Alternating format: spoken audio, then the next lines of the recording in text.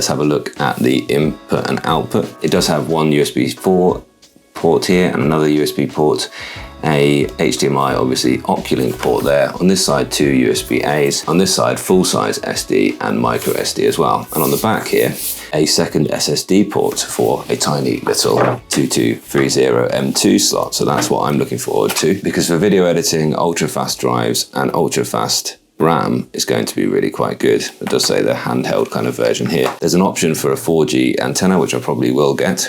And then there's the gaming sort of setup, your 2 trigger buttons and your 2 shoulder buttons and this little button underneath, which I've heard people just say that gets in the way and you sort of accidentally press it when you don't want to. And then the cool thing about this, having these handheld controls with the D-pad, with the little PlayStation style buttons, but also you can cover these with these little magnetic slips that hide away there, so you can look a bit more professional should you need to and not be distracted and start playing that game. As I say, I'm hopeful this can be my sort of everything PC.